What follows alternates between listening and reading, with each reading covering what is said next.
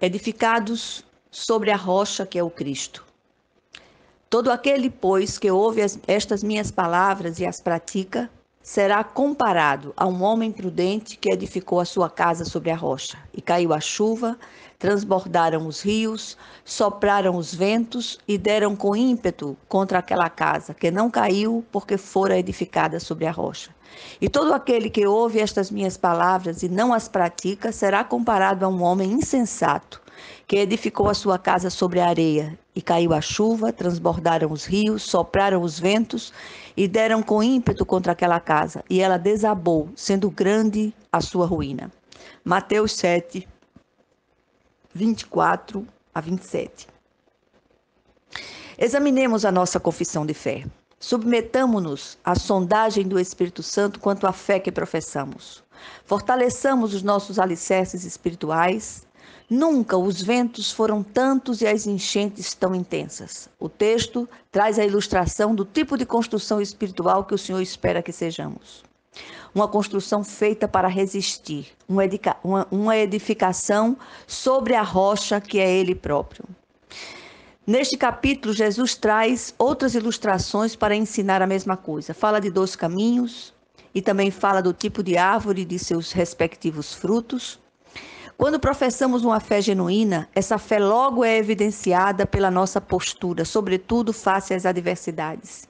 Temos falado incansavelmente sobre as dificuldades enfrentadas em nossa caminhada cristã. A Bíblia fala sobre esse assunto inúmeras vezes. O livro do profeta Abacuque é um bom exemplo a ser seguido. Ali somos instruídos pelo Espírito Santo, através daquele homem de Deus, a continuar firmes no Senhor, mesmo a despeito das circunstâncias. No início do texto que lemos, ouvimos dos lábios do próprio Jesus sobre a firmeza que precisamos ter nele, que é a rocha eterna. Vivemos num tempo em que se apregou um evangelho raso e de facilidades, onde as pessoas invertem os papéis e passam a dar ordens a Deus para que ele cumpra os desejos pessoais de cada um, os mais absurdos. Por isso mesmo não tem sido fácil falar da verdade da forma como ela nos é apresentada nas Escrituras. Somos tratados por muitos como uma casta inferior de cristãos que não obtêm lucros com sua fé. Jesus ilustra nossa firmeza nele através da figura dos 2 construtores e seus respectivos fundamentos. O primeiro construtor é o prudente. Este cavou, abriu profunda vala e lançou seu alicerce sobre a rocha, que é o Cristo. Quando pensamos numa construção material nesses termos, logo perceberemos que esta casa é uma sólida edificação. Essa construção resistirá às intempéries e permanecerá firme. Esse prudente construtor é comparado àquele que ouve a palavra de Deus e a pratica. Este permanecerá firme no Senhor, assim como o profeta Abacuque, que apesar das circunstâncias todas, permaneceu esperando, se alegrando e confiando em Deus. Todos os dias enfrentamos tempestades e enchentes. São vendavais sem conta que nos apanham de surpresa. Qual o verdadeiro estado da nossa construção espiritual? Resistiremos ou ruiremos? O segundo construtor aqui é apresentado como construtor insensato, diferentemente do anterior. Foi insensato e construiu a sua casa sobre a areia, imagine. Não precisamos ser conhecedores do assunto para perceber que uma construção dessa não aguenta a ação do tempo. Na primeira tempestade ou vendaval, ruirá.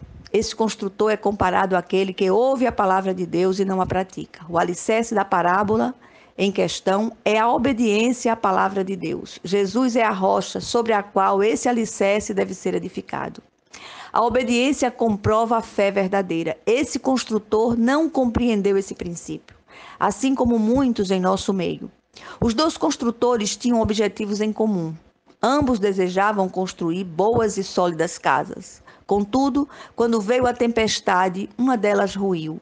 Qual a diferença das 2 construções? O alicerce, é claro.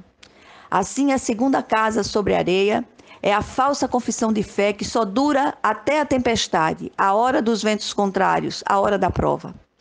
Aqui cabem algumas perguntas. Como está a nossa fé? A nossa vida de fato mudou ou somos grandes farsas como cristãos? Estamos produzindo frutos de piedade e de arrependimento sincero para Deus? Temos resistido às tempestades da vida? Se até aqui respondemos afirmativamente essas questões, então, glória a Deus, é porque o nosso alicerce está firmado sobre a rocha eterna que é Jesus Cristo. A nossa confissão de fé é verdadeira. Do contrário, somos realmente grandes farsas, grandes caricaturas de cristãos. Que o Senhor tenha misericórdia de nós, em nome de Jesus Cristo. Amém.